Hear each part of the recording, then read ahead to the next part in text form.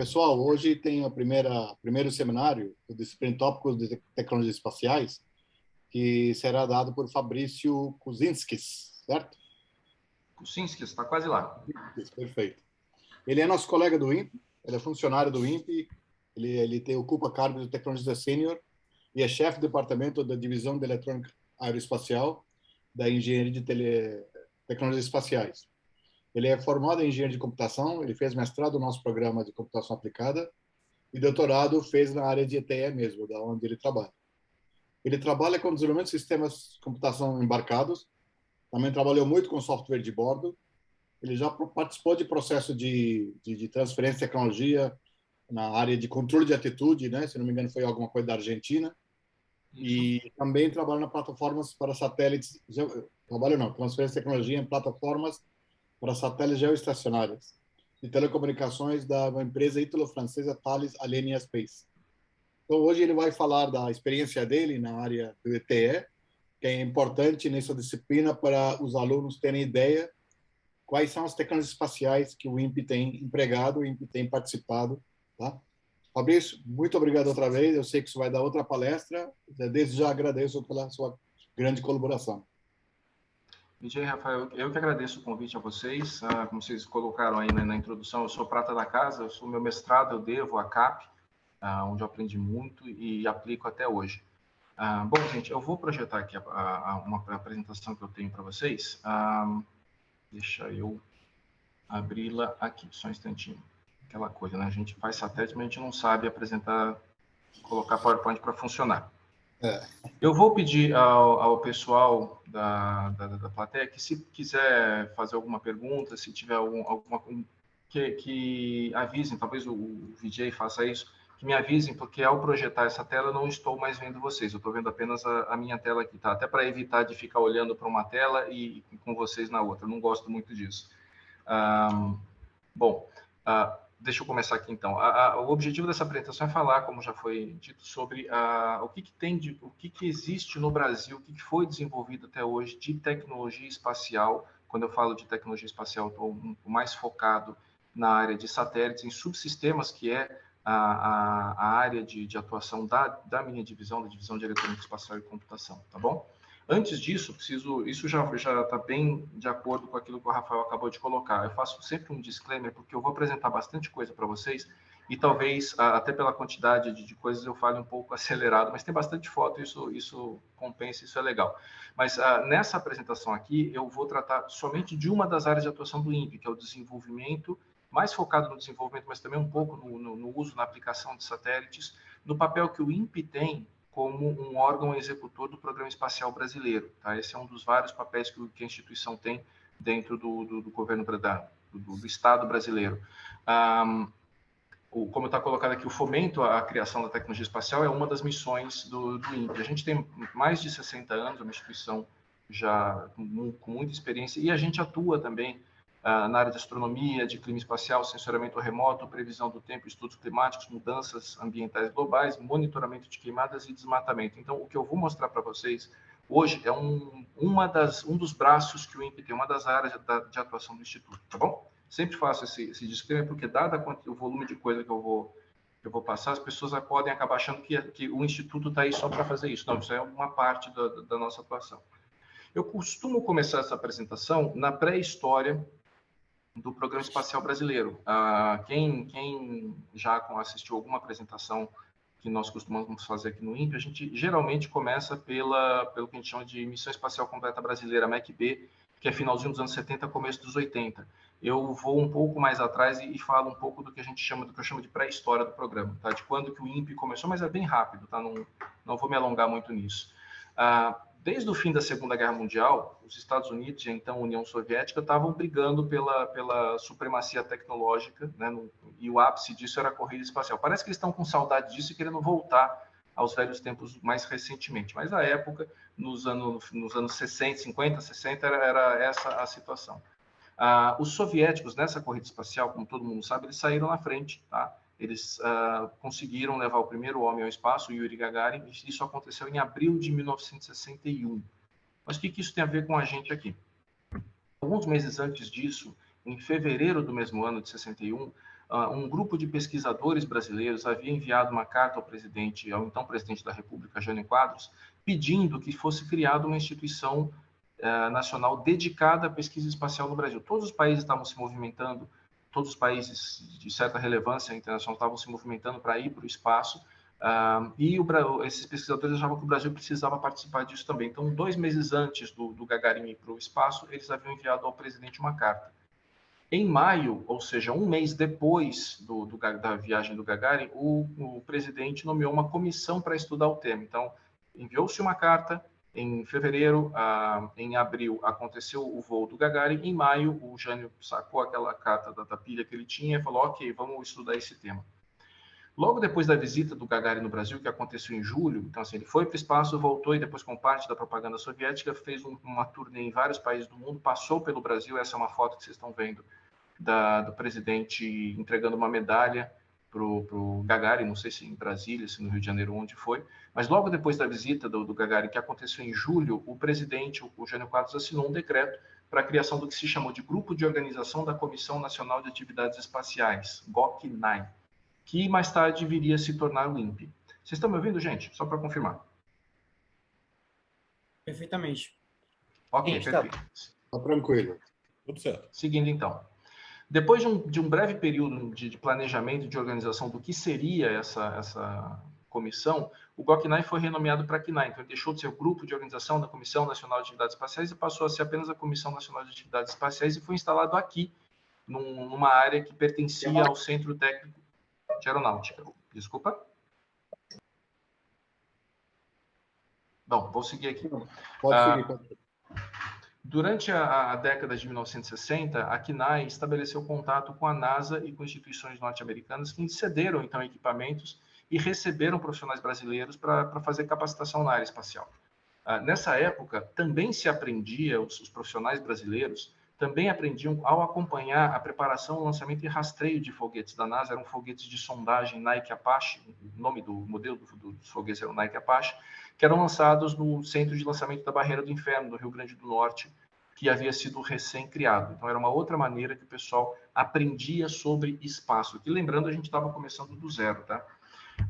Essa CNAI começou a montar a sua equipe, a fazer as contratações e enviar o pessoal para formação especializada na França, na Inglaterra, mas principalmente nos Estados Unidos. Nesse período, na década de 60, foram formados 150 mestres e 50 doutores em diversas instituições do mundo em áreas ligadas às atividades espaciais, que, ao voltarem para o Brasil, começaram a implantar os primeiros cursos espaciais no país. Então, o curso que vocês estão cumprindo hoje, ele vem desta linhagem. Começou com o retorno desses pesquisadores enviados na década de 60 para aprender no mundo inteiro e estabelecer aqui a capacidade de formação endógena, né, própria aqui no Brasil. Em paralelo a isso, outra coisa que acontecia na década de 60 é que foram desenvolvidas as primeiras estações terrenas para receber dados de satélites meteorológicos, no caso, norte-americanos. Então, digo, o INPE, a instituição, o país, estávamos aprendendo também a operar dados de satélites, a receber, processar e operar e começar a pensar aplicações com esses dados. Era o que se fazia na década de 60, aqui, quando começamos a atuar na área espacial. Em 71, a CNAI se torna o Instituto de Pesquisas Espaciais, o INPE, que então era vinculado ao CNPq, e alguns anos à frente passou a ser o Instituto Nacional de Pesquisas Espaciais e deixou de ser um órgão do CNPq, passou a ter uma autonomia própria. Bom, o primeiro projeto de satélite nacional, que já é um projeto final dos anos 60 e 70, veio como ato contínuo desse processo de formação, tá? Alguns dos especialistas que voltaram dessa capacitação no exterior propuseram, em 1968, a construção de um satélite de comunicações interdisciplinares, chamado SACI, que esse seria o primeiro projeto de um satélite nacional. 1968, tá, gente?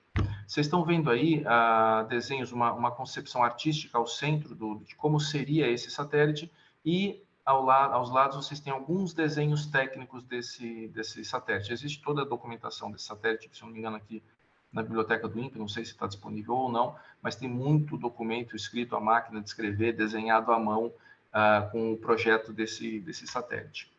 As atividades de projeto preliminar desse satélite proposto em 68 seguiram até 72, tá? Quando então elas foram interrompidas devido aos custos e às incertezas sobre a capacidade que se tinha de fazer. Então, o INPE levou para as instâncias superiores a proposta de se desenvolver esse satélite, mas ela acabou não sendo aceita porque havia dúvida se nós tínhamos capacidade. Eu acredito até que tenha sido uma decisão acertada. Naquele momento, nós não, na minha opinião, pelo menos, nós não teríamos capacidade de fazer um satélite dessa complexidade.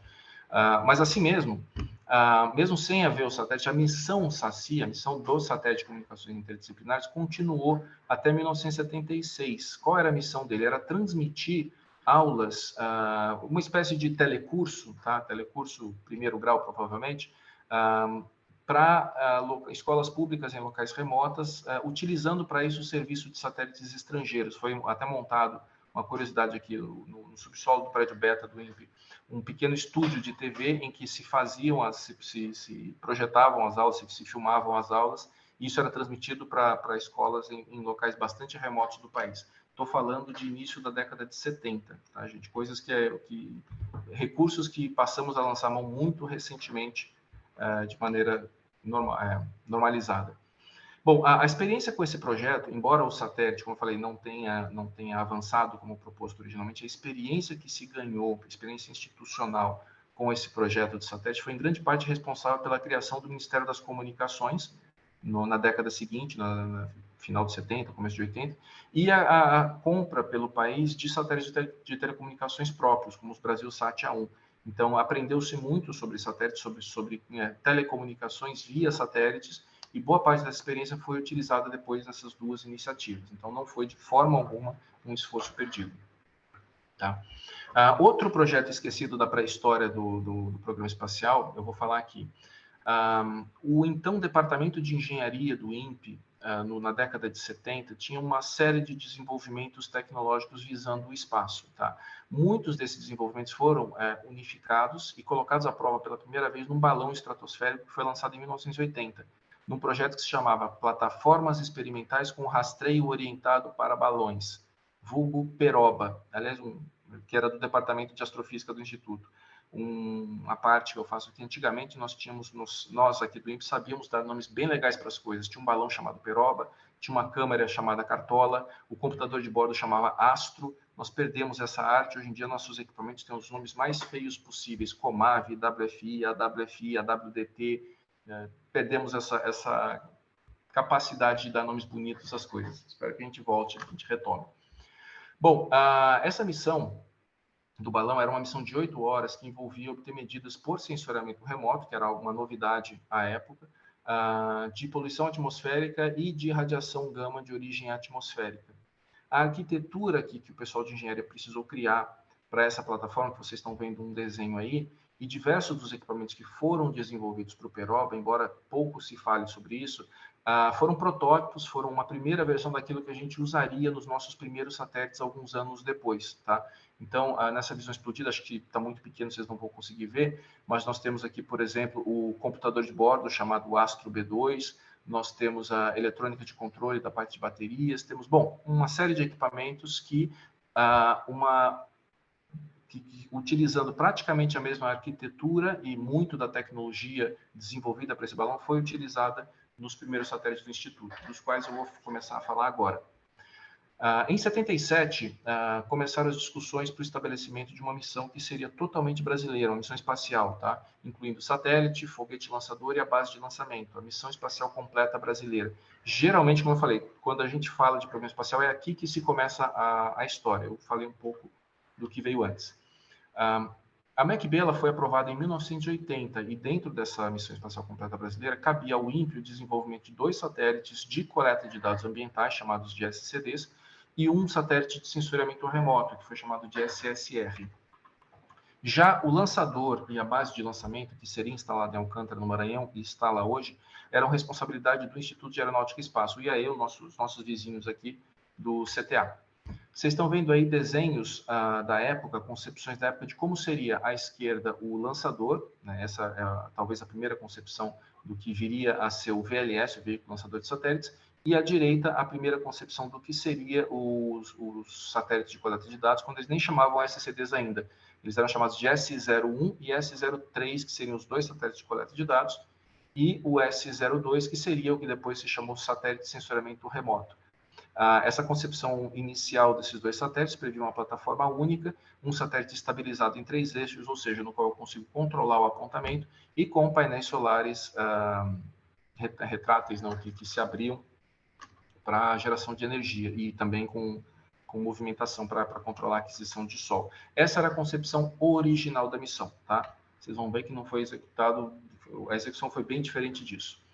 Na concepção original, que vocês viram os desenhos agora, se pretendia desenvolver uma plataforma multimissão. Guardem esse nome, tá, gente? Plataforma multimissão, um conceito lá do começo dos anos 80. Para essa plataforma, ela seria utilizada, a mesma plataforma, tanto para o satélite de coleta de dados, quanto para o de sensoramento remoto. Basicamente, a gente trocaria a carga útil, que no caso de coleta de dados seriam transponders, e no caso de sensoramento remoto, câmeras. Se trocaria isso, manteria-se todo o resto do satélite, e a todo o resto dava-se o nome de plataforma multimissão. A ideia era desenvolver isso em parceria com o CNES, que é a Agência Espacial Francesa, que era um forte parceiro da gente à época. Essa proposta, entretanto, ela foi rapidamente abandonada em favor de um desenvolvimento totalmente nacional. Eu não sei dizer qual foi a justificativa para isso, mas o país decidiu seguir sozinho nessa missão, e sem os franceses se decidiu simplificar bastante o projeto para atender, num primeiro momento, apenas ao SCD. Ao invés de pensar uma plataforma multimissão que atenderia a vários satélites, a gente iria, como estávamos aprendendo ainda, fazer um único satélite, o primeiro satélite, que seria o SCD. O conceito original do SCD, original não, já é o segundo desenho para ele, a partir do momento em que a gente não contava mais com os franceses, era de um satélite estabilizado, ou seja, em que o apontamento dele, o apontamento das antenas que vocês veem aqui, são esses cilindros, né? O maior é o transponder das plataformas de dados, que é onde passam os dados da missão, e o menor é o de comunicações para telemetria e telecomando. O conceito que se colocou aqui era um satélite estabilizado por, a gente chama de gradiente de gravidade. Eu não vou entrar em muitos detalhes, até porque não é minha área, mas basicamente, para um leigo como eu entender, se coloca um peso aqui ligado a um mastro, a um peso maior que é o do satélite, e a ação da gravidade. Vocês estão vendo meu mouse se movendo, gente? Só para eu saber se eu consigo apontar para vocês. Sim. Ok. Então, a ação da gravidade sobre essas duas massas faz com que o satélite fique alinhado ao centro da Terra. Então, esse era o segundo conceito de apontamento do SCD. Tá?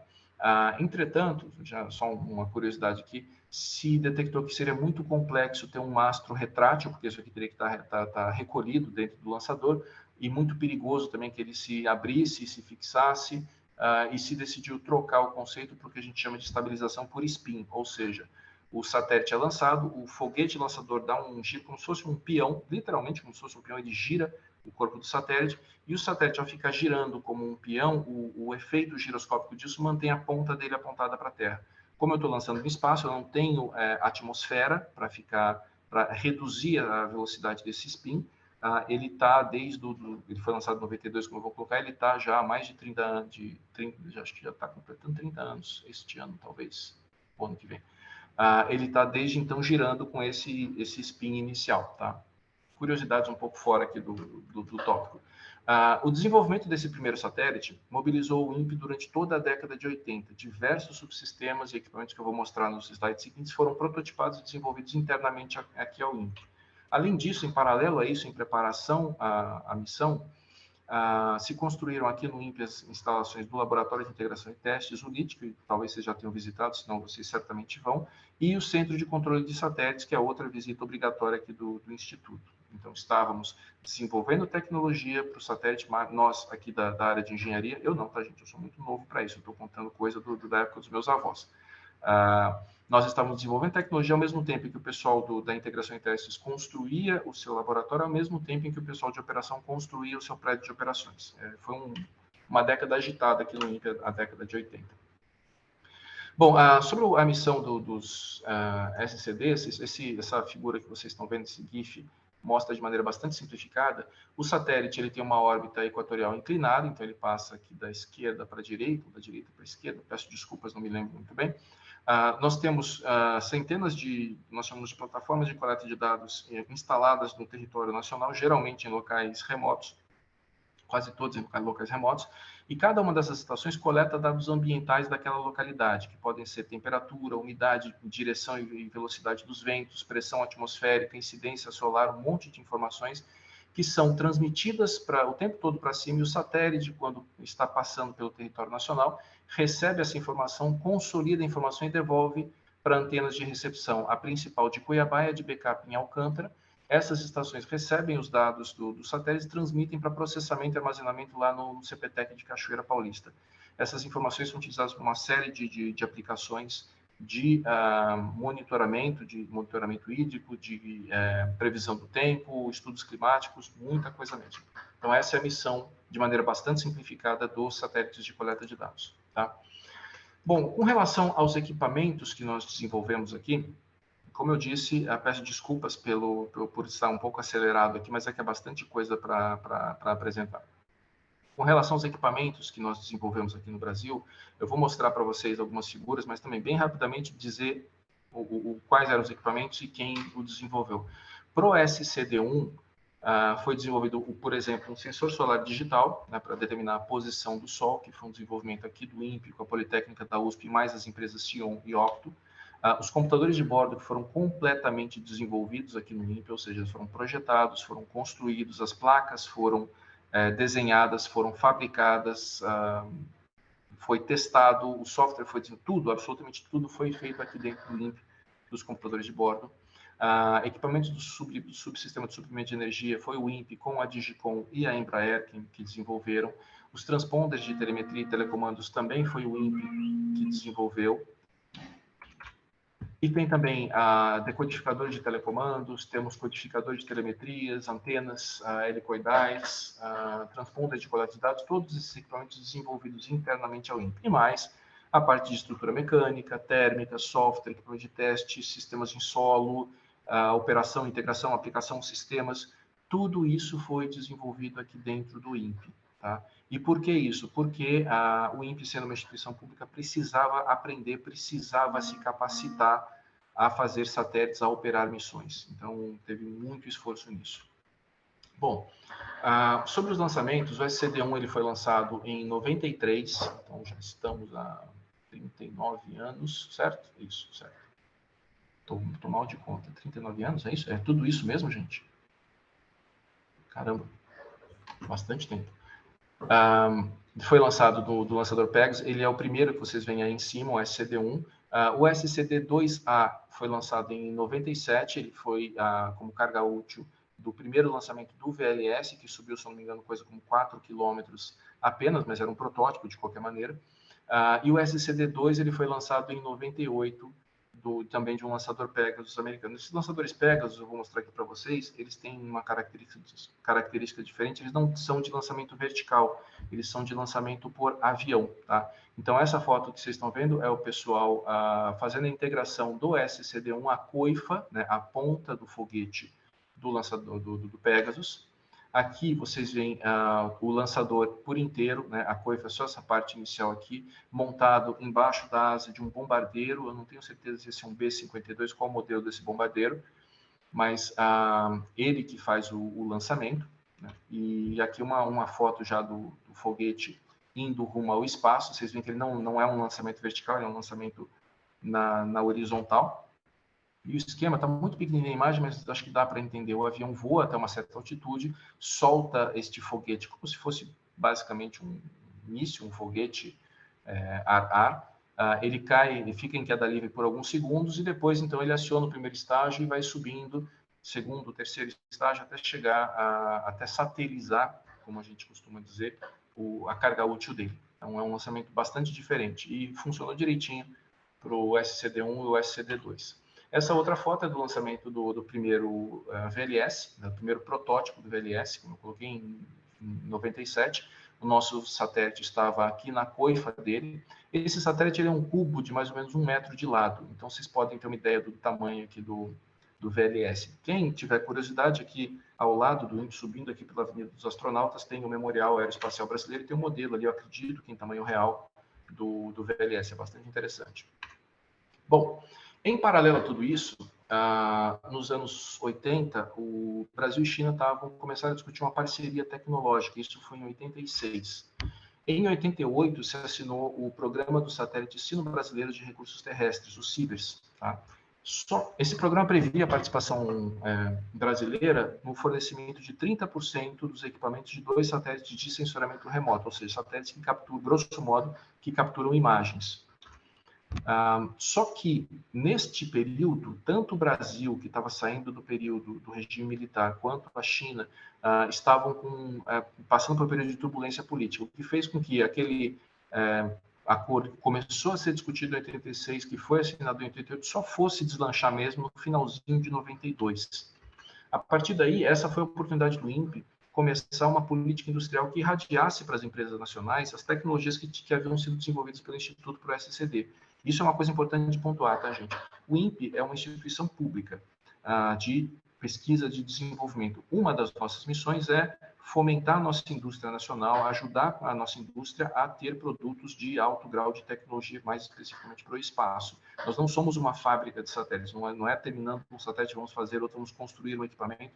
Não é esse o nosso papel. Para os SCDs e para até hoje, para desenvolvimentos específicos, quando necessário, o Instituto assume o desenvolvimento daquela tecnologia, para depois, sempre com o objetivo de assumir, manter, claro, a gente precisa manter o corpo de conhecimento aqui no Instituto e irradiar para as indústrias, para a empresa, para que isso gere produtos, para que isso gere emprego, para que isso gere divisas para o nosso país, tá? Então, o CIBERS foi a oportunidade da gente pegar tudo aquilo que se aprendeu com os SCDs e colocar na indústria e transformar em produtos.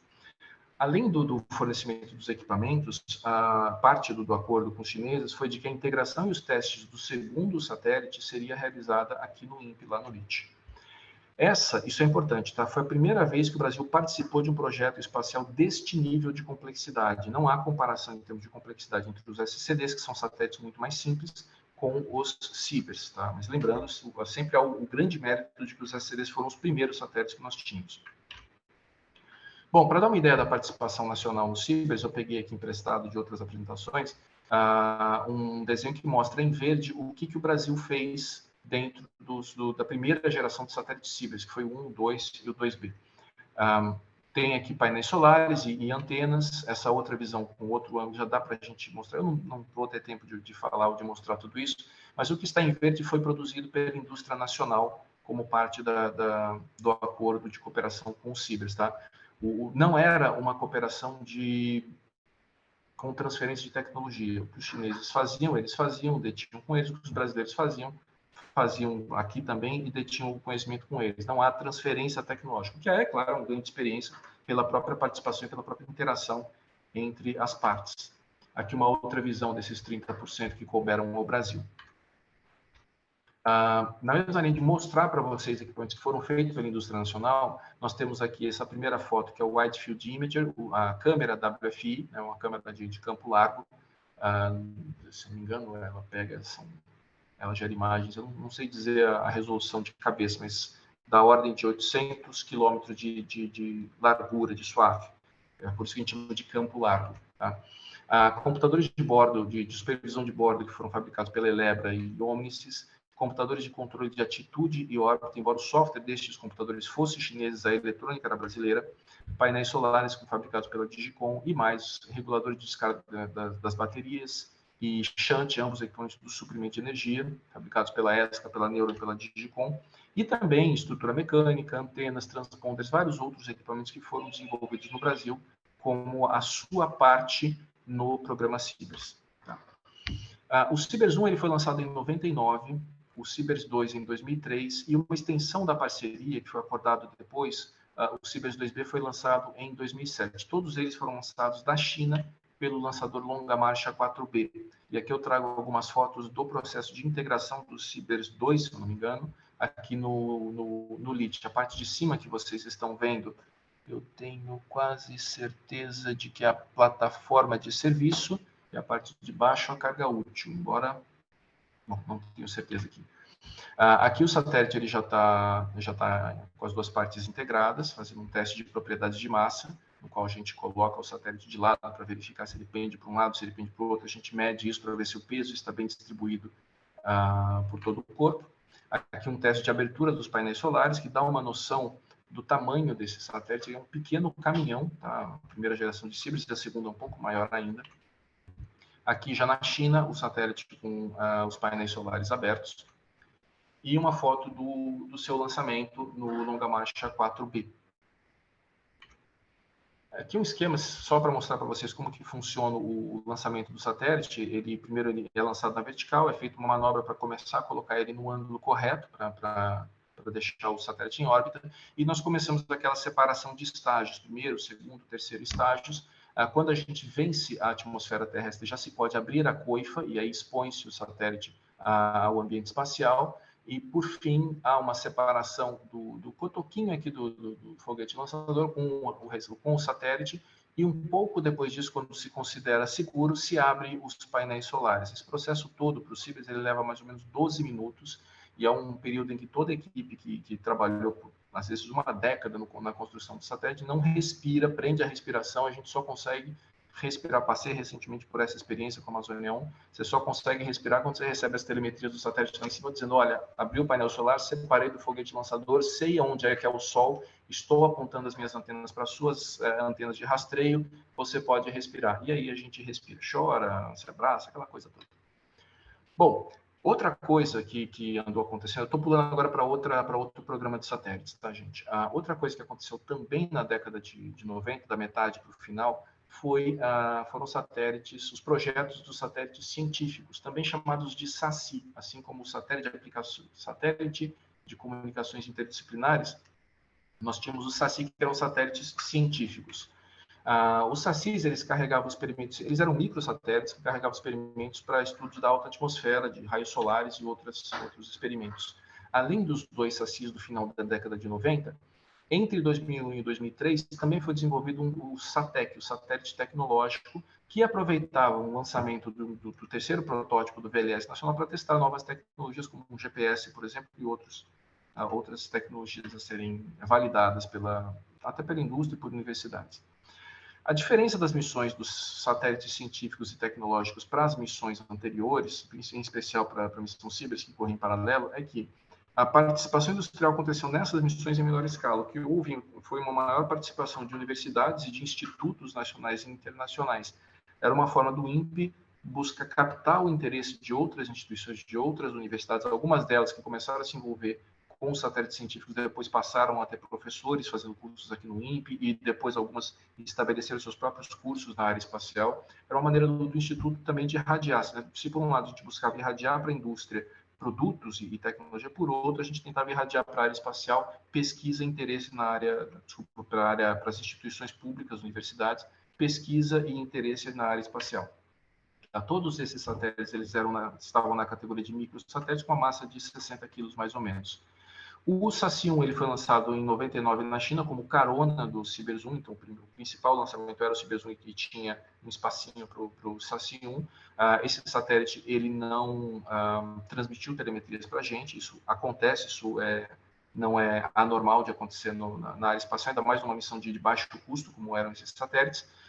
Não se tem claro qual foi a causa da falha, talvez tenham sido a abertura do painéis solares, mas isso nunca foi tornado claro, a gente nunca teve essa informação, então ele acabou não provendo os dados para a gente. O SACI-2, ele foi lançado também como carga útil do VLS, no segundo voo do VLS.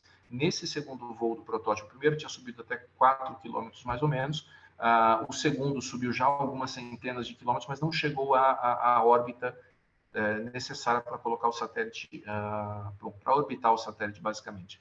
Então, assim, com os insucessos do SACI da década de 70, do SACI-1 e do SACI-2 do final da década de 99, nós aprendemos uma importante lição sobre a vida, que eu repasso agora para vocês. Se vocês forem desenvolver uma missão espacial, não chamem de SACI. Não vai dar certo, não vai rolar, não vai funcionar. Algo acontece que não dá certo. Então, a gente já chegou aqui à conclusão no INPE que os nossos próximos satélites científicos vão chamar Boitatá. O SATEC, por sua vez, em 2003, foi lançado, seria lançado também no terceiro protótipo do VLS, que foi aquela missão na qual ocorreu o terrível acidente de Alcântara, perdeu-se a vida de 21 técnicos altamente especializados na área de lançadores. Tinha gente do INPE lá participando da missão, mas não estava no momento do acidente, e, portanto, acabou não sendo lançado. Então, mas esses eram esforços que estavam sendo feitos no final da década de 90, começo da década de 2000, na área de satélites científicos e tecnológicos aqui no Instituto. Trago aqui para vocês fotos do SACI 1, do 2 e do SATEC, os 3 em testes lá no Laboratório de Integração e Testes. Como eu coloquei, são cubos a massa deles é de 60 quilos, mais ou menos, se eu não me engano, de lado, grosso modo, eram 65, 70 centímetros. Eram microsatélites, bem menores do que o SCD-1, por exemplo. Bom, já em 2002, nós passamos até a segunda geração de satélites Cibers, tá? Na parceria entre Brasil e China. A participação brasileira, como os chineses estavam muito bem impressionados com o desempenho do Brasil, dos equipamentos brasileiros e das equipes brasileiras no projeto, eles aceitaram elevar a nossa participação de 30%, que a gente tinha na primeira geração, para 50%. Então, o satélite passou a ficar meio a meio. Isso implicou em maior participação da nossa indústria, mais contratos, mais dinheiro girando aqui no Programa Espacial Brasileiro. O satélite ficou mais complexo, com câmeras melhores. 2 delas eram câmeras nacionais, uma câmera multiespectral chamada MUX e uma nova câmera de campo largo, também de qualidade muito superior. A massa do satélite saltou de 1,5 toneladas da primeira geração, que vocês veem à esquerda, para mais de 2 toneladas da segunda geração. O tamanho ali está mais ou menos em escala, então vocês podem ver mais ou menos a diferença de tamanho de um para outro. E a potência saltou de 1 kW para mais de 2 kW gerados pelos painéis solares. Então, é um satélite bem mais complexo do que a primeira geração. Fato relevante é que em 2004, isso tem a ver mais com a missão do que com a tecnologia em si. O INPE ele foi o pioneiro mundial numa política de distribuição gratuita das imagens dos satélites. Tá? Até então, a política que se praticava no mundo inteiro era de cobrar pela disponibilização das imagens. A gente lançava um satélite, recebia as imagens, guardava e vendia essas imagens. A partir de 2004, o INPE, como instituição pública, decidiu que deveria distribuir gratuitamente essas imagens para reverter isso para aplicações. Basicamente, criou todo um mercado de geoprocessamento que não existia até então e forçou outros países a fazerem o mesmo. Então, embora essa tenha sido uma decisão institucional, tenha sido uma decisão política, inclusive, ela se deve ao fato de nós termos um satélite lá em cima, de nós termos imagens, nós termos domínio sobre essa tecnologia. Isso nos colocou em posição de tomar essa decisão que mudou de grande maneira. O pessoal do sensoramento remoto certamente vai poder falar isso com muito mais propriedade que eu, mas que mudou o funcionamento desse mercado. Criou uma série de empresas, inclusive, na área de processamento de imagens. Bom, sobre a participação da indústria nacional no Cibers 3, 4 e 4A, eu esqueci de falar na figura anterior, acabou não estava destacada em frente, mas a estrutura que vocês veem aqui destacada também havia sido feita no Brasil, a parte mecânica, os painéis de alumínio e tudo mais, também havia sido feita no Brasil.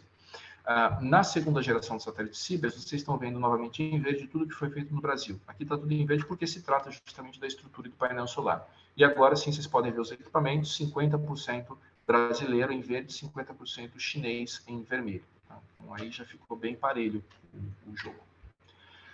Ainda na linha de mostrar equipamentos para vocês, vocês estão vendo aqui a WFI, a câmera, tá? com 3 objetivas, do que é um desenvolvimento nacional da Equatorial e da Opto.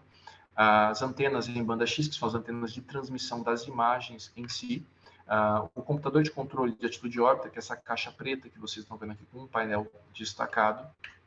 A antena em banda S, que é para telemetria e telecomando, mais transponder de telemetria e telecomando, o gravador de estado sólido, que é para gravar imagens que a gente adquira fora do território nacional e transmitir depois, a câmera multispectral, que é bem grande, só essa câmera já dá quase que o tamanho do SCD-1 inteiro.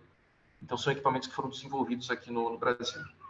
Bom, voltando aqui então, o Cibers 3, 4 e 4A, vou mostrar algumas imagens da integração deles. Então, aqui nós temos novamente a plataforma em carga útil.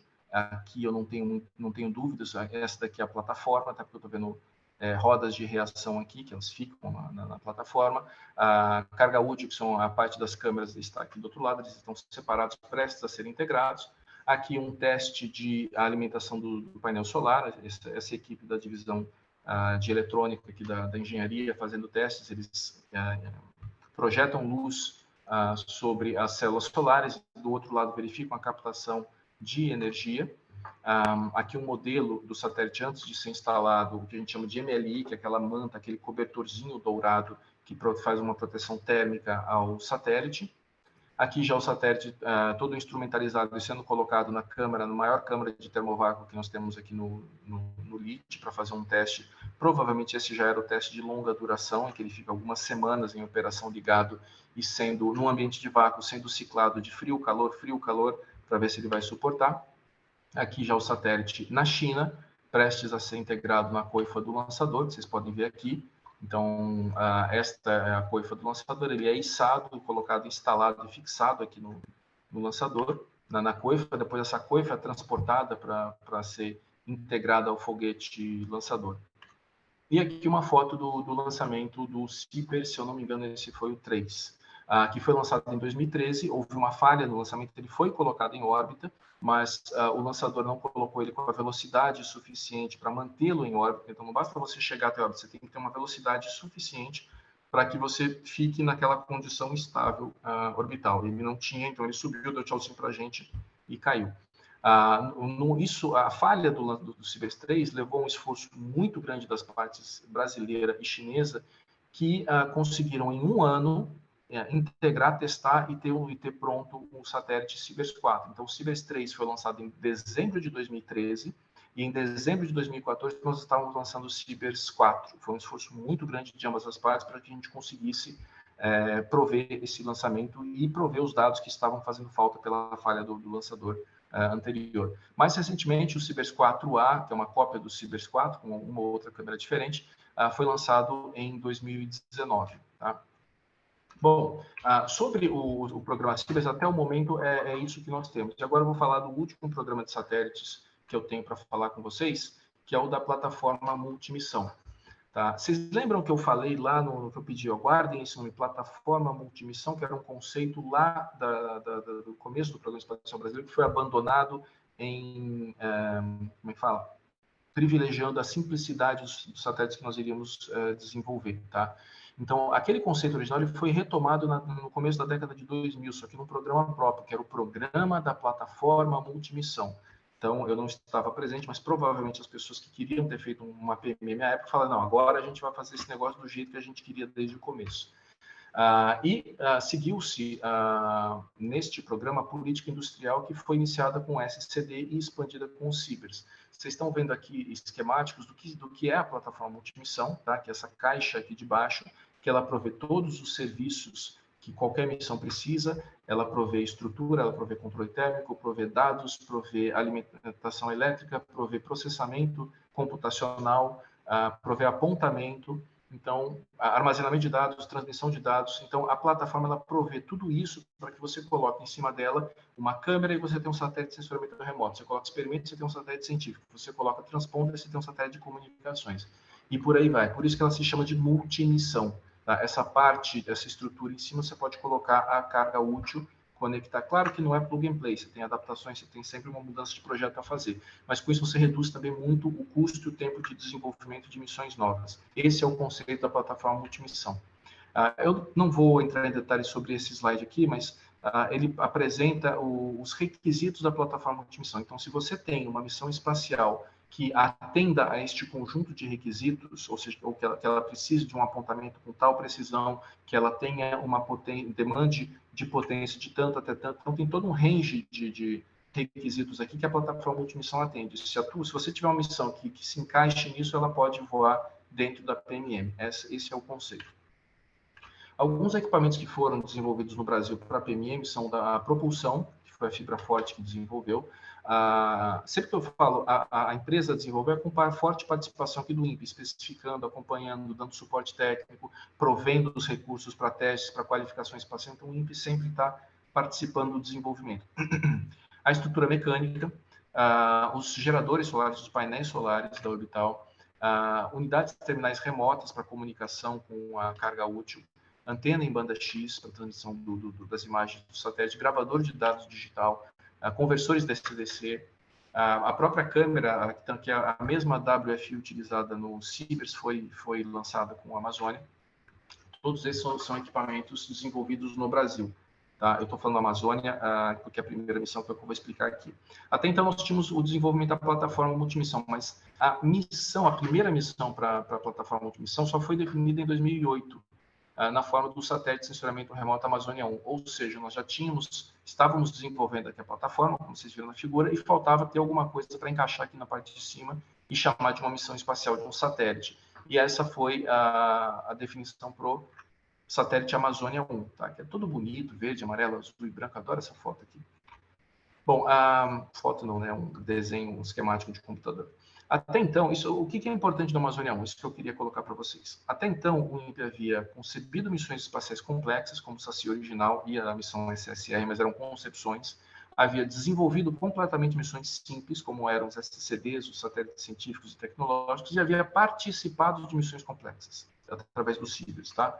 Com o Amazônia 1, pela primeira vez, toda a responsabilidade pelo desenvolvimento de uma missão complexa passou a ser brasileira. A concepção é nossa, o projeto é nosso, a construção é nossa, a operação é nossa. Então, esse é o grande tchan do programa Amazônia,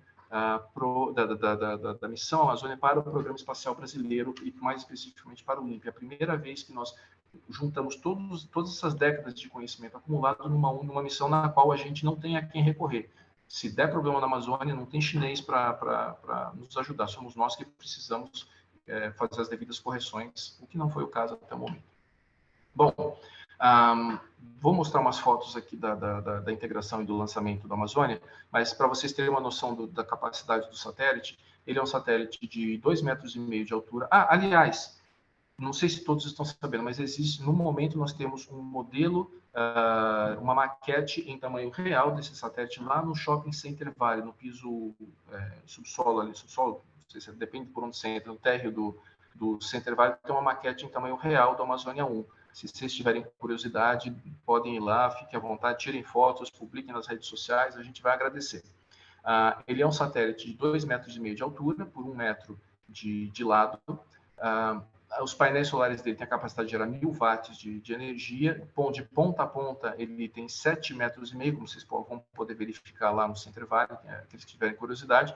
A capacidade de transmissão de dados dele é de 50 megabits por segundo. Ele viaja a 27.000 quilômetros por hora e opera a 760 quilômetros de altitude, mais ou menos. Tá? E é um satélite carregado com hidrazina, que é o combustível dele, de 640 quilos. Isso é para vocês terem uma noção do que é esse satélite. Aqui fotos do satélite em integração lá no LIT, aberto com as dezenas de quilômetros de cabo que tem nele.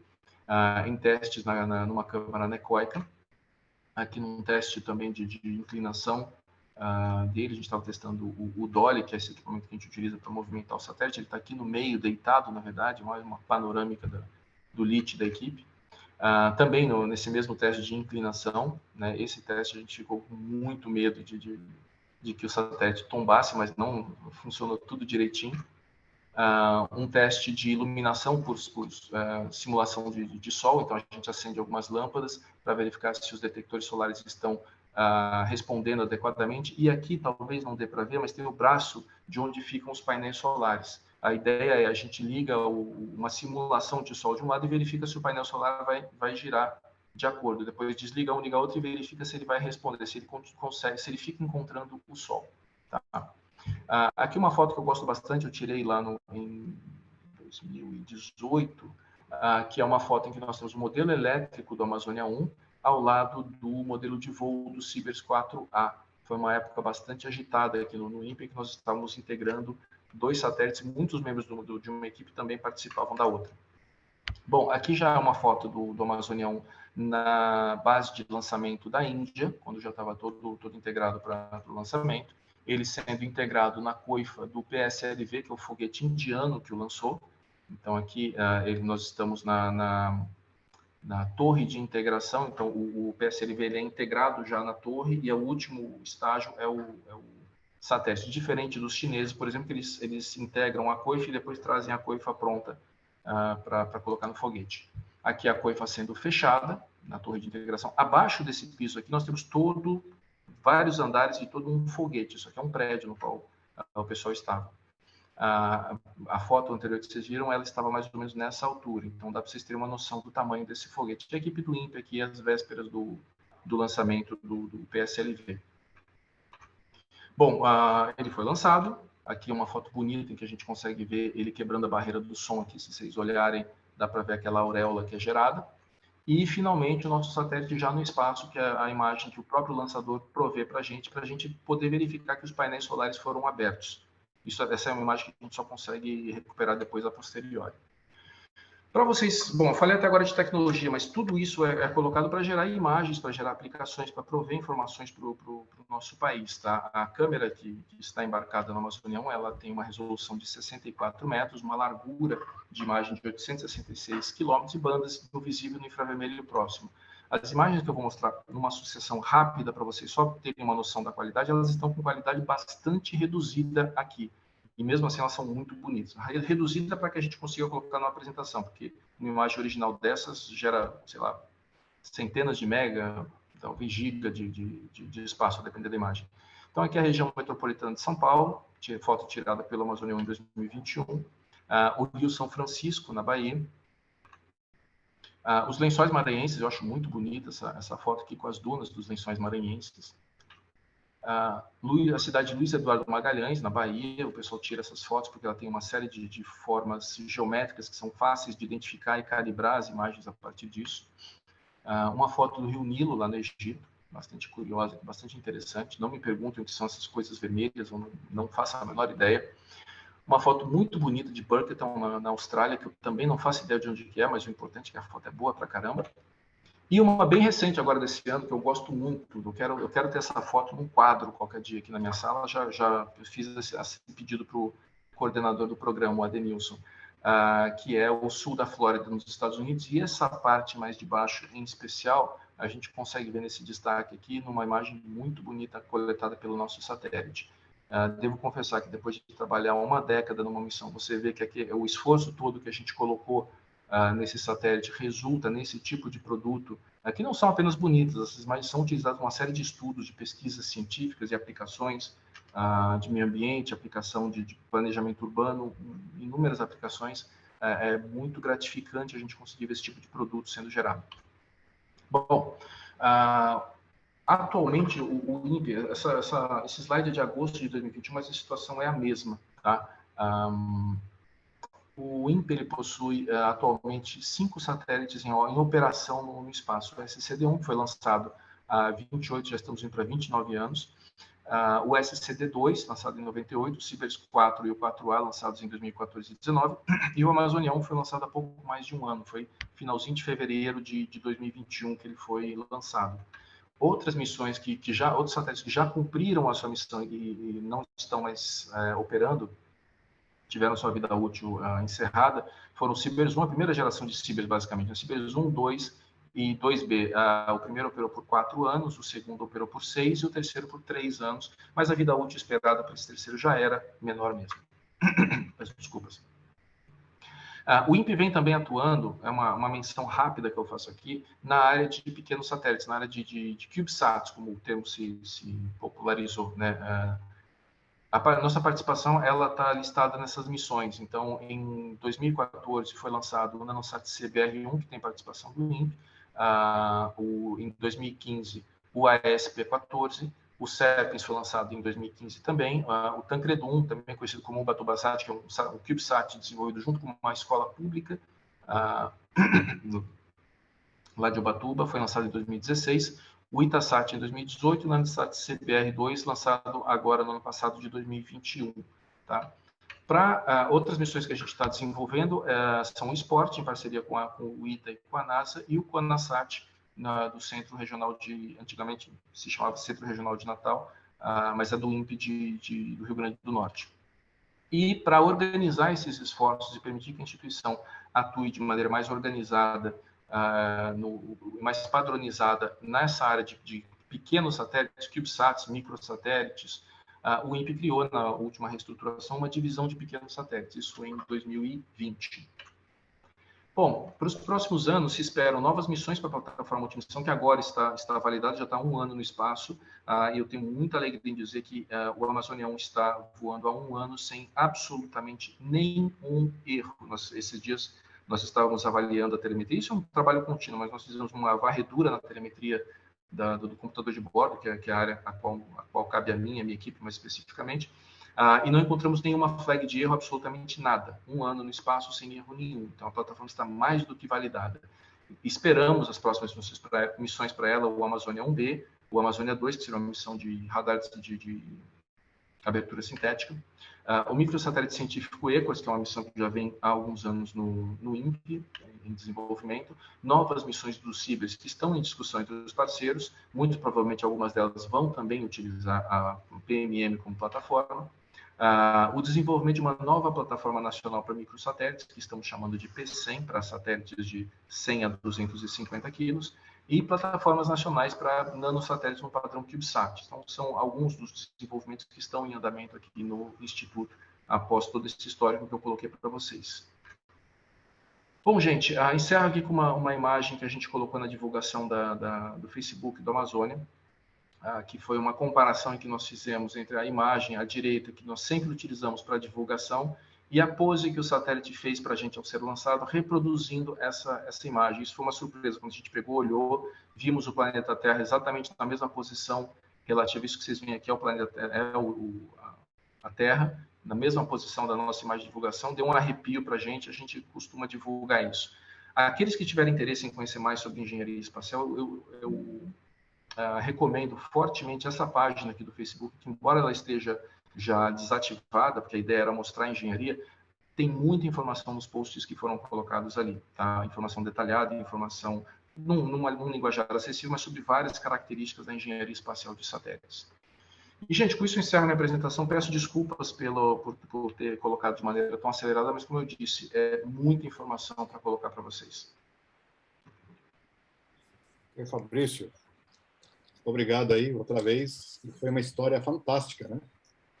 E do INPE, você listou muito bem ano a ano, né? Isso mostra como é a importância da área espacial para um país. Mas foi fantástico, só que eu gostaria de complementar a sua história. Por favor. Eu quero puxar para o meu lado indiano.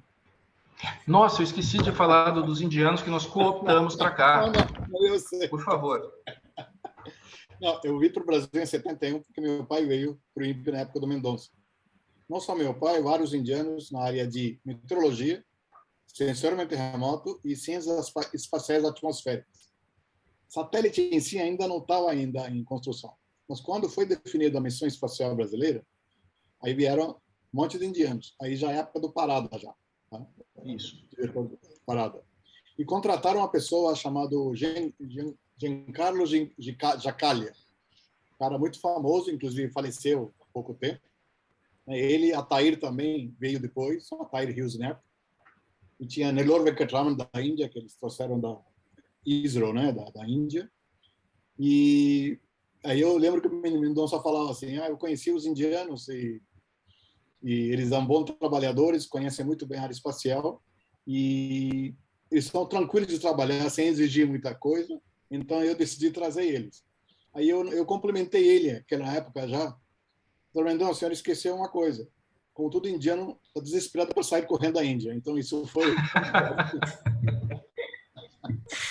Eu tive... Desculpa, só para mostrar, não que a Índia teve importância, mas muitos indianos colaboraram, não só com pós-graduação dos cursos do INPE, meteorologia, ciências espaciais e sensoriamento remoto, e também na área de SCD e tal, por importante contribuição.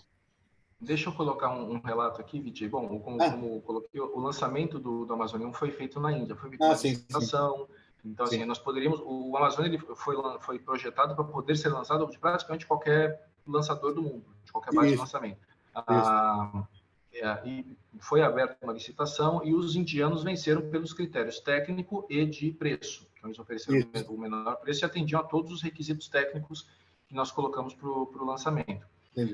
Nós fomos, eu fiz parte da campanha de lançamento, eu fui para lá em dezembro de 2020, fiquei até fevereiro de 2021, E, assim, eu posso relatar a capacidade técnica e como é que eu coloco isso? Trabalhar com os indianos foi muito prazeroso. Eles são tecnicamente fantásticos, como você colocou.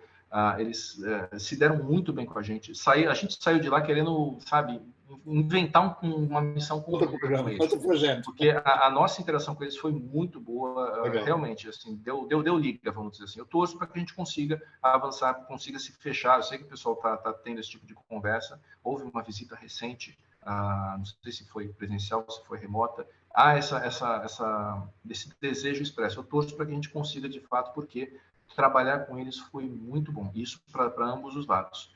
Foi bem Tanto legal. É que o programa espacial, o programa nuclear da Índia, tem Ministério de Ciência e Tecnologia, mas quem responde por isso é o próprio primeiro-ministro. Então, o diretor do Israel, ele não fala com o ministro. Mas sim, e eles estão muito avançados. Mas, por favor, desculpe, pessoal, vamos fazer as perguntas aí, porque isso foi uma história assim que eu não saberia dizer, porque eu nunca ouvi nesse nível de detalhe. Parabéns, meu. Obrigado. Eu sou meio que um historiador aqui do Instituto, eu gosto disso. É bom. Eu estou vendo o Luan com a mãozinha levantada ali. Opa! Olá, Luan e o Lamosa. Olá, professor. Olá, pessoal. Professor, muitíssimo obrigado por essa apresentação. Eu sou aluno recente da do INPE, no meu segundo período, e que saber da história do Instituto é importantíssimo, porque também conhecer a história do Brasil, né? Conhecer a história do meu país, da ciência do meu Brasil. Então, muitíssimo obrigado mesmo. Eu anotei algumas perguntas, eu não sei se eu posso fazer todas elas ou se eu faço uma de cada vez, mas a primeira é num caráter histórico também, que você, logo no início da apresentação, você mostrou que o Brasil teve uma aproximação maior na área de tecnologia espacial dos Estados Unidos e da Europa. Você sabe dizer por que o Brasil decidiu tomar esse posicionamento em relação à Europa e não em relação, por exemplo, à União Soviética, que na época já tinha levado gente para o espaço, satélite e tudo mais? Olha, eu não tenho detalhes disso, o que eu posso colocar é só opinião. Eu acredito que por questão de alinhamento político, né? O mundo naquela época era dividido entre americanos e soviéticos, o Brasil estava alinhado com os americanos, então acabou se focando, se vinculando mais ao lado norte-americano. Iniciativas com os soviéticos, eu tenho, com soviéticos não, já não eram soviéticos, eram russos, eram ucranianos, eu tenho conhecimento só a partir dos anos 2000, e mais na área de foguetes, na área de satélites não tenho conhecimento. Fabrício, só complementando a pergunta do Luan, quando começou a pensar, a costurar a ideia da Missão Espacial Completa Brasileira, eram militares que tomavam decisão. E, obviamente, que eles eram antes de comunistas, eles são anticomunistas, não adianta. Foi para... Rafael, depois apaga a minha fala. Tá? Não. Não agora. Você não sabe o trabalho que é procurar no vídeo toda menção a qualquer coisa política tem que dar. Vamos lá, Luna, pode fazer uma pergunta. Tá. Eu queria saber também, na verdade, essa pergunta eu queria saber o seguinte, em relação a, por exemplo, o VLS, o VLS foi extinto, e existe alguma previsão do INPE ou da Aeronáutica voltar a esse tipo de projeto, para que o Brasil, talvez, num futuro, tenha uma missão 100% brasileira, desde o seu lançamento até... Bom, essa intenção ela nunca deixou de existir, tá? Mas é uma coisa que é importante colocar. O INPE não se mete a fazer foguetes. É outra área, é outro tipo de coisa. Tem muita coisa que é comum ali, tá? Um foguete precisa de controle de estabilidade, de apontamento, um satélite também, embora os tempos de resposta, os tipos de sistema e por consequência, os sensores e atuadores utilizados sejam bastante diferentes. Mas, assim, embora haja uma comunalidade, a gente não se mete a fazer foguetes. Isso aí é com o pessoal do IAE, com os militares, tá? Mas o VLS, o programa ele foi, até onde eu sei, extinto e foi substituído. Houve uma sucessão de propostas, eu não acompanhei em detalhes, mas até onde eu posso dizer, a aposta maior que se está fazendo no Programa Espacial Brasileiro é no VLM, Veículo Lançador de Microsatélites, que, de novo, a aposta está cometendo, colocando alguma incoerência, incorrendo em algum erro aqui. Mas até onde eu sei, ele herda bastante tecnologia, como, por exemplo, o sistema de controle de navegação do VLS, Então, ele era da tecnologia, mas a proposta dele é ser um lançador para satélites menores e, consequentemente, de custo de lançamento mais baratos, e está vinculado a toda uma estratégia de operacionalização da base de Alcântara. Aqui no INPE, o que nós fazemos ao projetar uma missão, a gente leva em consideração a possibilidade de ter o lançamento lá de Alcântara neste VLM. Então, entre as missões que se estão pensando, tem missões de microsatélites que caberiam no VLM. Para a gente, seria o mundo ideal. Muito mais simples fazer um satélite, sabendo que eu vou lançar, não tem não vou nem começar a falar da logística, da maluquice logística que é mandar satélite para a China, mandar satélite para a Índia para lançar e depois trazer tudo de volta. Isso aí daria várias horas de palestra só para explicar como funciona, e não é comigo também.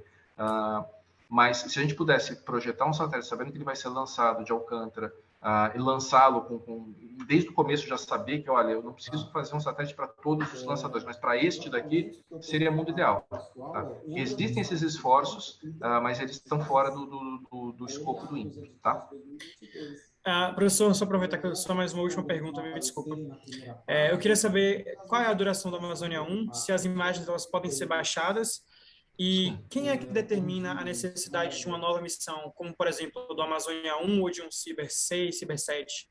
Quem é que diz? É o presidente, é o Ministério dessa Tecnologia, o próprio INPE, a sociedade civil? Resposta número 1. A vida útil projetada para a Amazônia 1 é de 4 anos, da qual ele já cumpriu 1 ano dessa vida útil.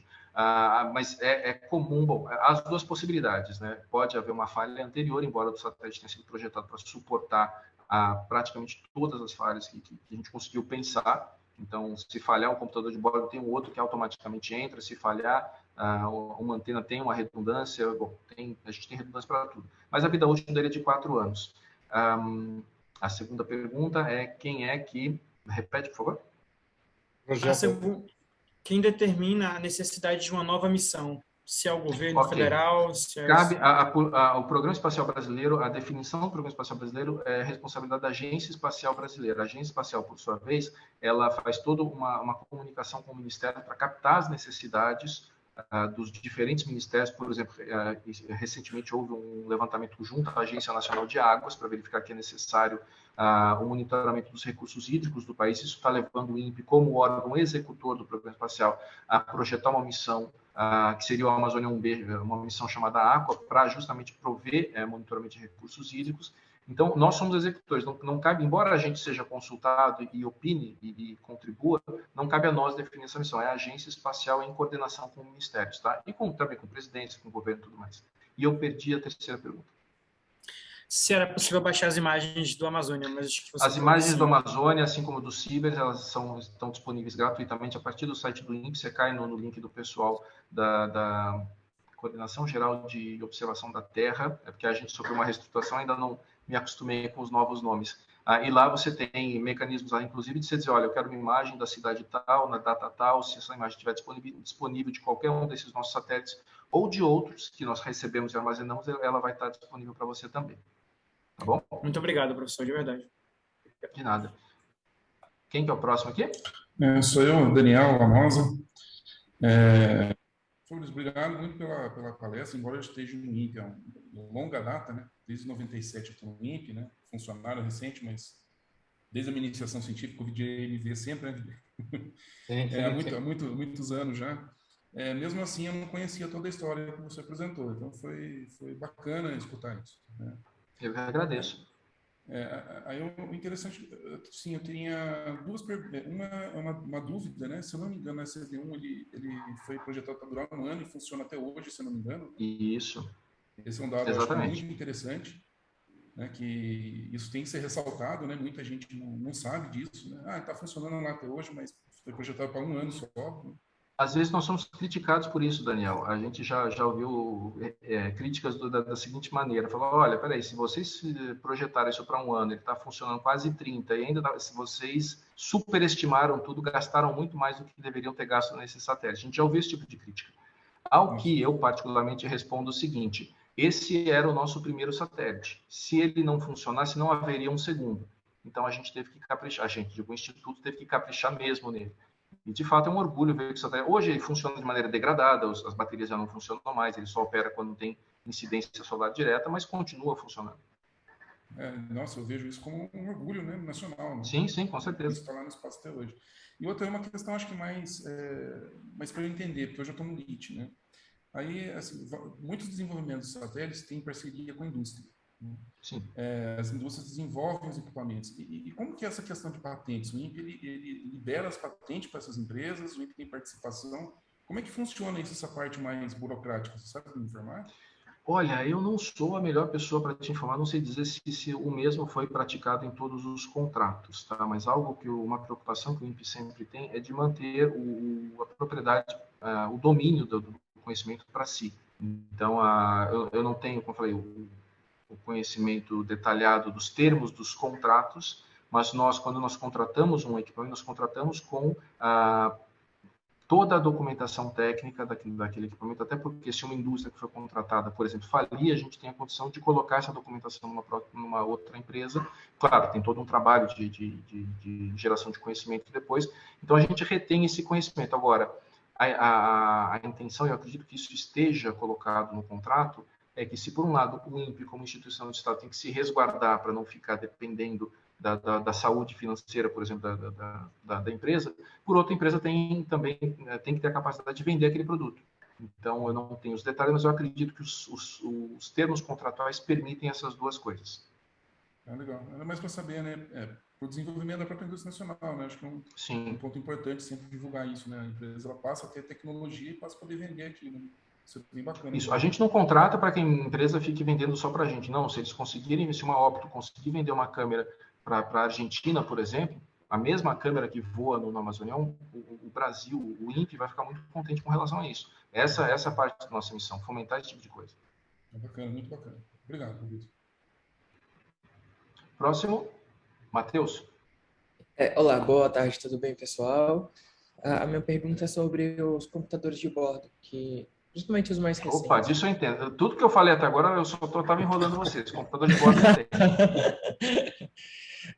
Ok. Sobre os computadores de bordo, o senhor acha que no futuro próximo é possível ter embarcado inteligência artificial para fazer gerenciamento, triagem de tipos de dados, ou imagens, ou outros tipos de dados? Mas especificamente usando técnicas muito mais simples que essa, o meu mestrado e meu doutorado foram nessa área de aplicação de inteligência artificial para o planejamento embarcado de missões, ou seja, para que o próprio computador consiga detectar eventos novos, reagir a esses eventos, gerar um plano, uma variação do plano por si só e responder, por exemplo, a um fenômeno científico que ele detecte. Esse foi o tema do meu mestrado e do meu doutorado. Eu acredito que sim, que a gente vai evoluir, mas com algumas restrições, tá? Eu acho que a gente tem um campo mais amplo, uma possibilidade maior para esse tipo de aplicação de inteligência artificial em missões menores, com a proliferação de CubeSats em especial e com processadores muito avançados que tem nesses satélites. Eu acho que a gente vai ter muita exploração, muita aplicação para isso. Já pensar que a gente vai colocar inteligência artificial para qualquer aplicação mais séria num satélite do porte de um Sibris, de um Amazônia, é complicado, porque aí você tem que convencer os seus gerentes de que, olha, deixa eu fazer uma exploração aqui, não cabe nesse tipo de missão. Agora, missões científicas, missões tecnológicas, em especial com os CubeSats, eu acredito que eu não estou acompanhando, mas já devemos ter muitas aplicações de inteligência artificial. Isso parece no passado, só rapidinho, no passado, aplicações de inteligência artificial foram utilizadas, isso eu estou falando coisa de 10, 15 anos atrás, para controle de rota de emissão de espaço profundo, para detecção de eventos em Marte, por exemplo, sabe aquele Dust Devil, aquele redemoinhozinho que a gente fala que é Saci, o professor do interior fala que é Saci de novo, caramba. Isso acontece em Marte, e o pessoal, para detectar isso, utilizou inteligência artificial. Sem inteligência artificial para detectar e responder, eles não teriam conseguido capturar esses pequenos fenômenos. Também erupções vulcânicas foram detectadas por inteligência artificial no espaço, em satélites. Então, já existem aplicações, mas bem reduzidas de IA no espaço. Compartilhando uma ideia, eu acho que seria muito interessante, porque seria possível prever alguns eventos em certas regiões. Mas é claro, um treinamento disso seria muito complexo e teria que ter muitos dados sobre várias partes do planeta em tempo real. Então, isso envolveria um acordo global de todos os países que têm satélites em órbitas, que no caso são muitos, que, nossa, isso seria muito suficiente para evitar, por exemplo, desastres, perdas de pessoas por causa de tsunamis ou então erupções, como ocorre com mais frequências. Ou até mesmo fazer previsões de eventos climáticos muito extremos, como seca em regiões ou nevascas em outras. Isso poderia ajudar a prever e, quem sabe, até contornar ou fazer alguma um tratamento, como é que é aquela ideia de tratamento que você... uma prevenção de riscos seria muito interessante. Então, por exemplo, se vocês quisessem subir um upload para os satélites atuais, para colocar uma IA que seja, para fazer uma pequena previsão, seria possível? E aproveitando essa pergunta, vocês também fazem atualizações de software? Ou é o mesmo software que foi de fábrica e está lá até hoje? Não, bom, no caso do Amazônia especificamente, é o mesmo software que, na verdade, é a última versão do software que nós desenvolvemos, que o software ele continua sendo atualizado o tempo todo. O satélite está integrado na base de lançamento e a gente está lá, não acende o foguete ainda que eu estou carregando a última versão do software.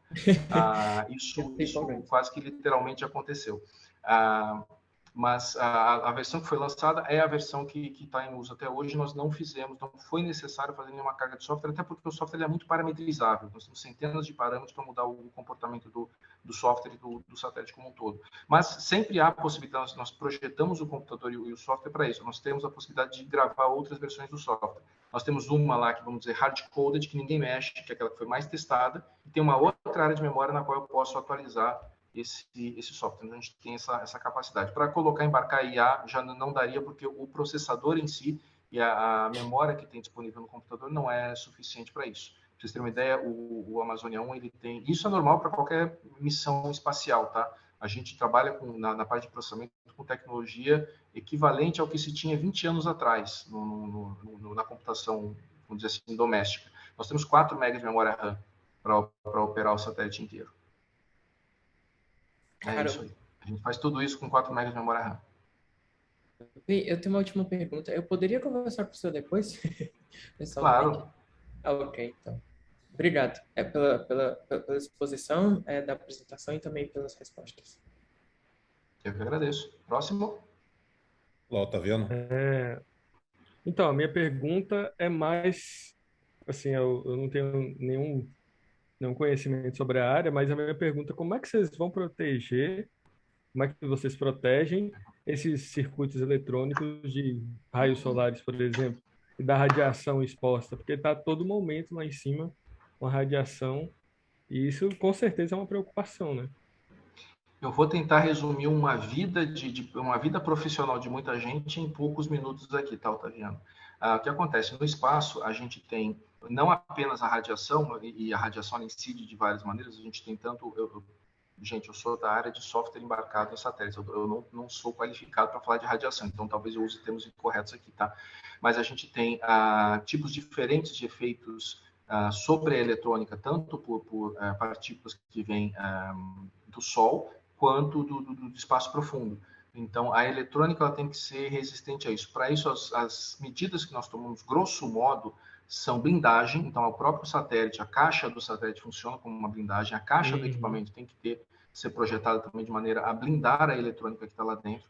A própria eletrônica, o projeto dela tem considerações não apenas de radiação, mas térmicas também. Então, tem todo um projeto térmico para que aquele calor que a eletrônica gera seja levado por radiadores até fora do satélite. É bastante complexo isso daí. Tem todo um controle térmico ativo também que o computador de bordo gerencia no satélite. Os componentes eletrônicos que nós utilizamos são componentes que nós falamos que são qualificados espacialmente. Então, são componentes que já são muitas vezes projetados para resistir ao ambiente espacial e fabricados para resistir ao ambiente espacial e qualificados, ou seja, os lotes, a gente compra um lote de componente, testa muitas vezes aqui no LIT, submete ele a teste de radiação, teste térmico, em que fica esquentando, esfriando, testes de vibração e outros para verificar se não há rompimento de nada. E quando a gente testa vários componentes de um lote que já é comprado de um componente que é vendido como qualificado, a gente fala, ok, posso utilizar esse componente, faço um screening, uma seleção, e são esses que a gente utiliza no satélite. Porque não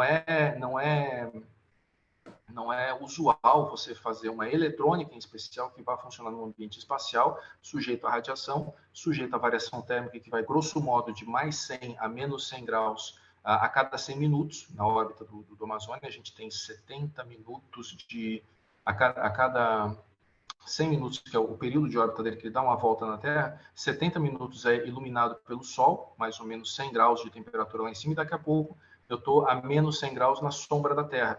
E lembrando que eu estou viajando 27 mil km por hora, então a mudança do quente para o frio é assim. Isso continuamente durante 4 anos, operando sem ninguém para apertar um botão de reset, tirar uma tomada e reiniciar. Então, assim, isso impõe à eletrônica, ao projeto, ao software, a tudo, um grau de qualidade muito grande. Porque a primeira coisa que eu pensei foi assim, pô, se a algum momento o satélite é atingido por uma radiação, ele pode simplesmente queimar todo, né? Porque é Ele é atingido a basicamente todo tempo. eletricidade. É Ele é basicamente atingido a todo tempo. eletricidade, né? Isso, ele é atingido a todo tempo. Nós temos eventos também que são de ejeções de massa coronal. Aí tem um pessoal do clima espacial que sabe muito mais do que eu, que são jatos, vamos colocar de prótons, do que vem do Sol, né? Uhum. E isso pode gerar, inclusive aqui na Terra, pode gerar apagão, gerou alguns apagões já no planeta. A gente tem a anomalia do Atlântico Sul, que é uma área, uma pontinha da parte do anel de radiação que protege o planeta, uma pontinha mais baixa, que fica bem em cima do nosso país, e que chega a 1.000 quilômetros de altura. Então, o nosso país é uma zona que lá em cima tem... O nosso país é uma zona... Pode fazer um corte disso, viu, VJ? O nosso país é uma zona. O nosso país fica numa zona na qual há uma incidência muito maior de radiação do que em outros lugares do planeta, a altura mais ou menos ali dos 1.000 quilômetros. E lembrando que o nosso satélite está a 700, está mais ou menos perto de lá. Tudo isso tem que ser levado em conta desde o projeto do satélite. Outra pergunta é que eu tenho uma amiga que era astrofísica e ela falou sobre pontos de Euler. E eu não sei se esse Amazônia 1 ele está num ponto de Euler, alguma coisa assim. Não, isso... Bom, primeiro que eu não sou da área, mas o nosso satélite está numa... Isso tem a ver com uma parte orbital, de atitude e tudo mais. Ele está numa órbita que nós consideramos uma órbita baixa, uma órbita circular baixa. Quando a gente fala de pontos de Euler, a gente está falando de missões já... de novo, não sou mais qualificado a falar missões de espaço profundo, de órbitas mais altas, tá? Uhum. Beleza, acho que para mim é isso. Giovanni? Ok. Obrigado. Olá, Giovanni. Certo. A minha pergunta ela não tem muito a ver mais com os satélites em si, mas tem a ver com o programa que você falou de trazer a escola para dentro, tipo aquele de Ubatuba, e para poder fazer os microsatélites e participar nesse projeto. E eu queria saber como é que foi, no que eles ajudaram, o que eles fizeram, coisas assim. Tá. Eu não participei deste projeto, tá? Nós temos um professor, inclusive, que faz parte do corpo do docente do INPE. Eu não sei se ele contribui, se o Walter Abrão contribui com o CAP ou se apenas com a engenharia. Engenharia. Rafael. Engenharia, tá. Mas o professor Walter Abrão, que foi a pessoa que capitaneou esse projeto, né? Mas nesse caso, o desenvolvimento é bem mais simples do que eu relatei para vocês. O pessoal comprou uma espécie de kit de CubeSat, aprenderam a integrar aquilo, a fazer alguma customização, a testar, e aí foi lançado. Então, é mais um programa, nesse caso específico do UbatubaSat, ele é mais uma missão com o objetivo de fomentar o interesse na área científica do que uma missão operacional de fato, tá? Os CubeSats, eles começaram muito com esse viés de gerar interesse, de capacitar o pessoal, de ter um primeiro contato com a área, e na medida que a tecnologia está evoluindo, eles estão evoluindo também para missões. Hoje a gente tem missões operacionais bastante complexas com esse tipo de tecnologia. Era só isso, muito obrigado. Ok. Posso perguntar de novo? Manda ver, Daniel. Não, na verdade eu fiquei curioso agora, né? É mais curiosidade. Você falou que desenvolve a parte do controle interno do satélite. Existe um sistema operacional que vocês derivam ou fazem desde o sistema operacional até o Não, computador? A gente utiliza, no caso do Amazônia, bom, tem alguns sistemas operacionais qualificados para espaço, né? O mais, talvez, parrudo e não sei dizer se mais utilizado é o VxWorks, mas é um sistema com licença muito cara e, bom, nós somos um país aqui com relativamente poucos recursos, pelo menos para a área espacial.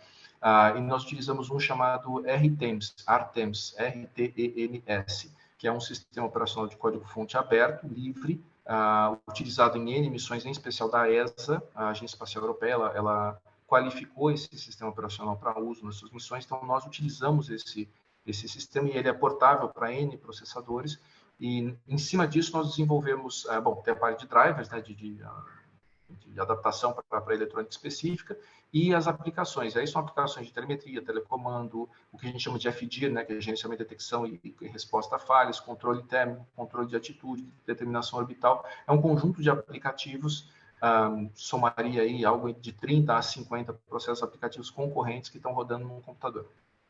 Mas a parte de sistema operacional ela já vem pronta. Tá. Mas no caso, é só curiosidade mesmo, né? Puxando a sardinha do meu lado agora da computação. É tipo um derivado do Unix, do Linux, alguma coisa assim?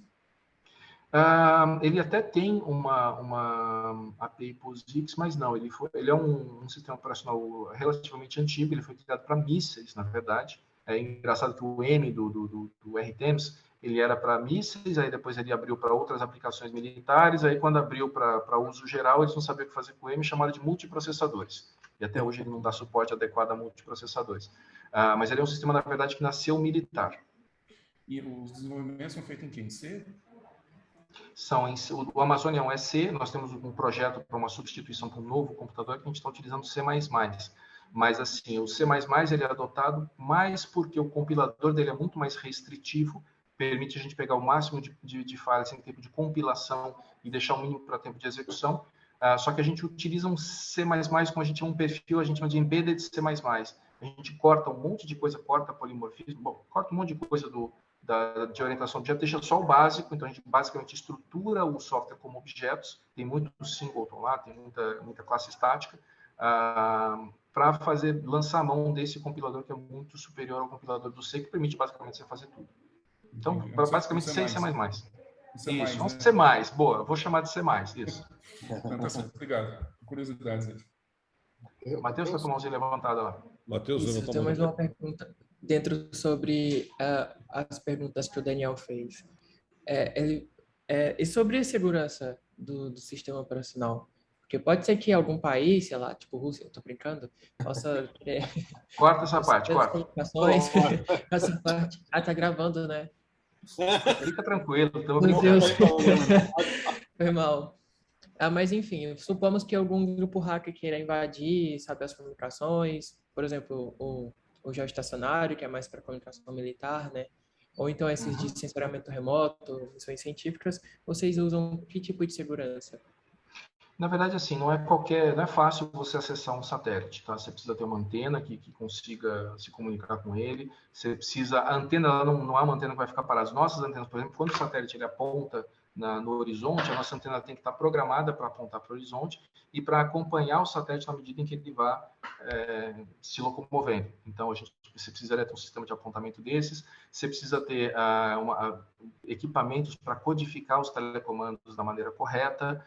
Eu não vou ficar entrando em detalhes, senão você vai começar a querer hackear o nosso satélite. Mas tem todo um conjunto de protocolos e de medidas. Você precisaria ter um ferramental muito caro para fazer isso, e você precisaria ter muito conhecimento detalhado das técnicas que são utilizadas para a codificação do telecomando e até para a decodificação da telemetria. Então, o que não quer dizer que se Estados Unidos, China, Rússia, que não quiserem fazer, eles não vão conseguir fazer. Eles estão num outro patamar. Mas existem proteções para esse tipo de acesso ao satélite, sim. Ok, obrigado. Isso realmente é bem difícil, talvez, acontecer, mas enfim, é só uma pergunta curiosa que ele falou ali sobre o sistema operacional. Nossa, parece interessante. Obrigado. Ok. Pessoal, alguém tem mais alguma pergunta? Acho que ele já perguntou. Se ninguém tiver mais uma pergunta, eu gostaria de agradecer novamente o Fabrício. Fabrício, uma coisa que você falou aí que eu comecei a rir sozinho foi quando você falou lá dos minutos para o satélite entrar em órbita. Eu lembrei que para ele entrar em órbita são 2 minutos, são 3 minutos, né? Para ele atingir o ponto da órbita. E a gente, quando vê o lançamento, a gente fica naquela expectativa todinha e quando lança, torcendo sempre sucesso, é muito rápido. Parece quando você está na fila da montanha-russa, no parque de diversão, você fica lá e fica horas, e daqui a pouco acaba em pouco tempo, mas é a sensação contrária. Você fala, pô, mas eu fiquei anos para isso, né? Mas a sensação contrária, é um alívio. Mas depois a gente fica conversando por 3 minutos. 3 minutos é o tempo de eu sair daqui para descer tomar uma Coca-Cola. Em 3 minutos a gente coloca um satélite de algumas toneladas em órbita. Então Mas o pessoal da área espacial falam que são minutos ou segundos de terror. São, de fato, posso falar agora por experiência própria. Não é fácil, não, gente. É emocionante. Mas é bom, né? É uma parte da ciência. Então, eu queria agradecer novamente, agradecer a todos que fizeram as perguntas, agradecer ao Fabrício e combinar com vocês que nós continuamos nosso seminário também com a apresentação do Fabrício na quarta-feira que vem, no mesmo horário. Certo? O link é o mesmo, então. Isso, a próxima já vai ser mais específico da minha área. Como eu falei, hoje eu só enrolei vocês. Na próxima eu vou falar de assunto que eu acho que eu entendo um pouco. Computação de bordo. Essa parte de história aí, eventualmente, eu vou chamar você para enrolar outras pessoas também, porque a gente tem eventos de divulgação científica. Eu estava organizando, não sei se vai esse ano, o Pint of Science, em que as pessoas vão falar de ciência em bares, né? É um evento aberto, não é um evento... Opa! Oi! Fechou. Então, a gente vai no bar e leva um projetor, um laptop, e a pessoa vai lá e começa a dar uma aula para o pessoal que está no bar sobre... A gente avisa, né? Para ninguém se assustar com isso. E é muito interessante porque é um conhecimento, como eu falei, está aqui dentro do INPE, ali do outro lado da rua, uma pessoa não sabe de todos os trabalhos que a gente teve, toda essa história. Eu acho muito importante passar isso para a população geral. Se tem um programa de divulgação científica que eu estou dentro, é esse. Legal. Ainda mais se vocês pagarem o primeiro copo. A cerveja eu pago. Eu esqueço a ciência, eu tomo cerveja. Pode deixar. Então, pessoal, muito obrigado e até semana que vem. Semana que vem, seminário. Obrigado, gente. Até mais. Até logo. Tchau, tchau.